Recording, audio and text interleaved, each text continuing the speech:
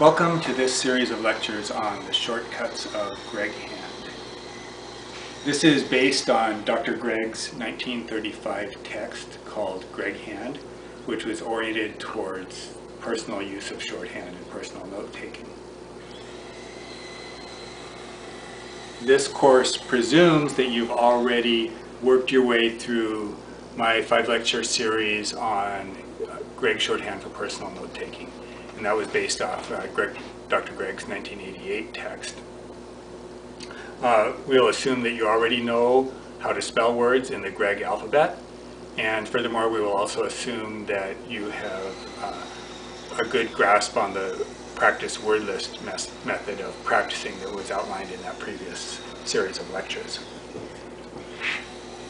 Okay, this Gregg Shorthand, or Greghand course 5, summarizing the most useful abbreviations that were found all the way up through the anniversary edition of the courses that were oriented towards stenographers.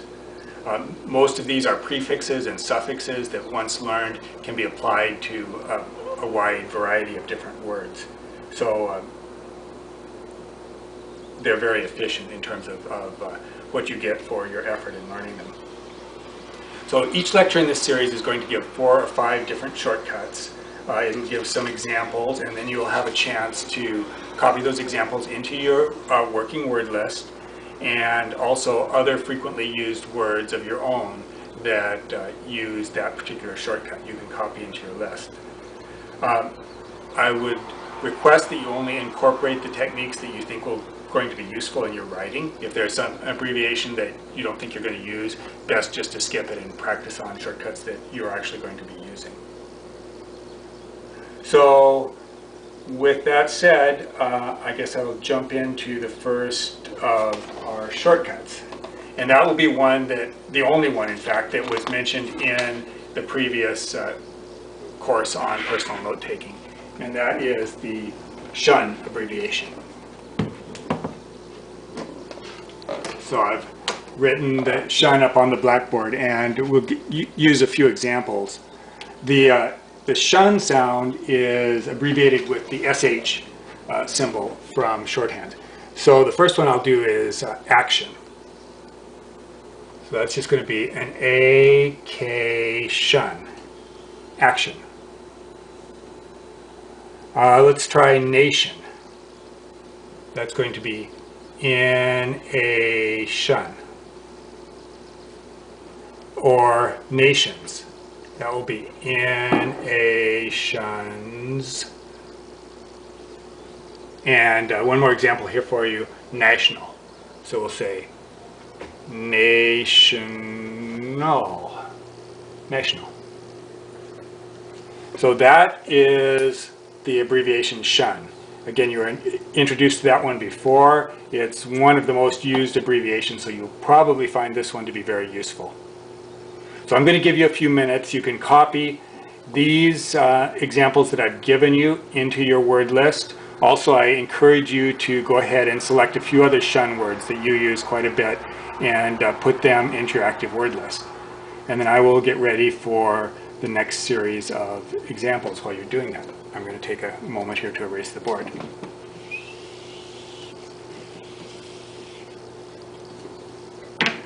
And you can pause the video if you like, if you need a little time to write those previous examples into your word list. The second abbreviation from Greghand that we'll learn in this lecture is the LY abbreviation. So a lot of words end in LY, for instance, safely, and so we'll start off with that one. This is going to be symbolized by an E at the end of the word. So if we're going to do safely, we'll write in S-A-F, and then the L-Y is just going to be a little E here. So that's a small circle. So that would be safely. Let me do that again with a little bit greater emphasis on the difference between the A and the E. So I'm going to have safely. Okay, another example. We'll say only. O-N-E. Only. How about fairly? That's going to be F-A-R-E, fairly.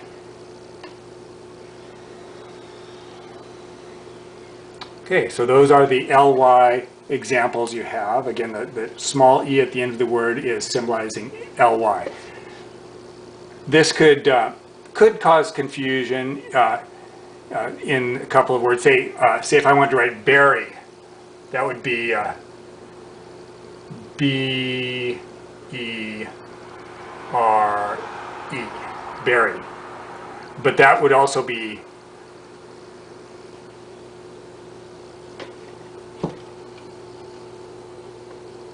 barely. Actually, it would be, this would be an A in either case. Barely and berry. Anyways, you can see that there could be some confusion there.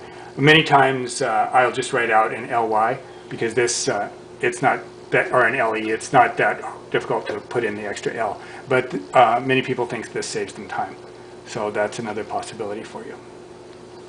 Okay, that was abbreviation number 2. You can go ahead and write these examples and other ly words that you think you might use into your practice word list. And I will go ahead and get ready for the third abbreviation.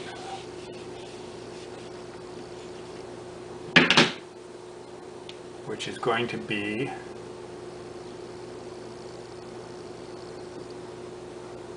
ILY, as in heartily. So ILY is going to be a loop. So for heartily, that's A-R-T. And now for the ILY, we're just going to give it a loop. So heartily. Oh, and get the H dot over there. Okay, another example would be hastily. So we'll go A-S-T, and we want the ILY. Hastily. So this is another expedient instead of writing the ILY element out by itself. Go ahead and write those two and then a few other ILY words that you think you might use into your practice word list. And feel free to pause the video at this point.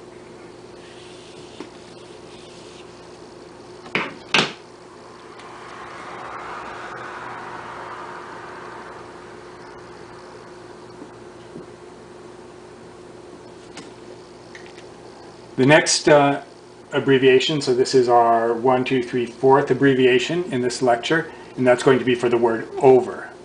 And this works either the word over by itself or the word over in conjunction as say a prefix in a word.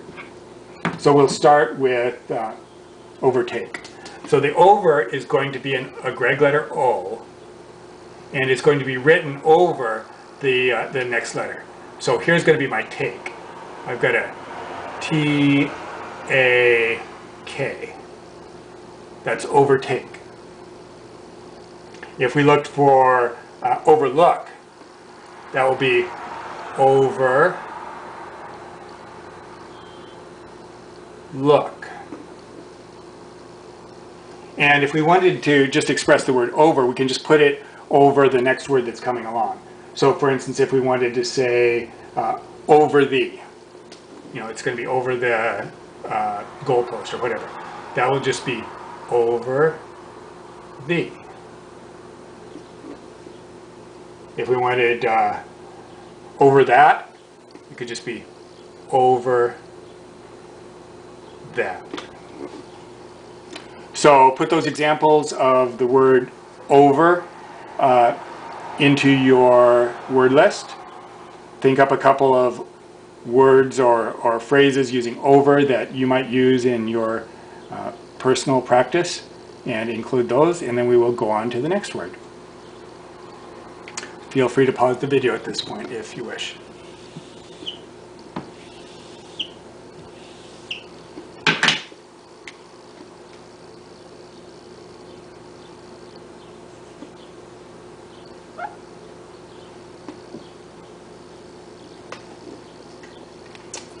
Okay, our final abbreviation for this particular lecture is the word under.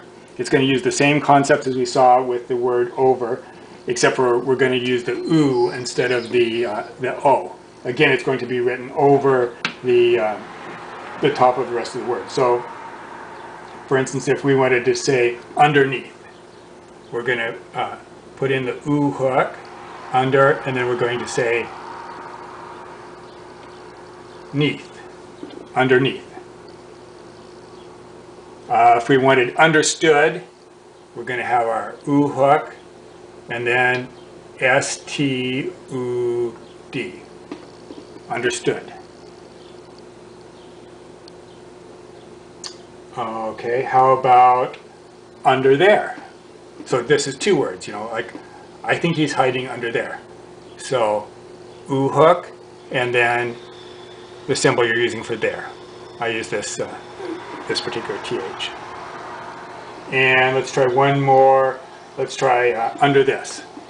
So we'll go with the oo hook, and then this symbol, which looks very similar to the oo hook. So there are 4 examples of this shortcut for using the word under, or the prefix under.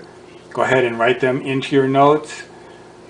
Put in a few that you might use that may be different from this, and then that will close it off for this lesson. That should give you plenty of practice words to keep you busy for a number of days. And then when you feel happy with those and you want some more words, you can come back for the next series of shortcuts from Greghand, which will be delivered in the next lecture.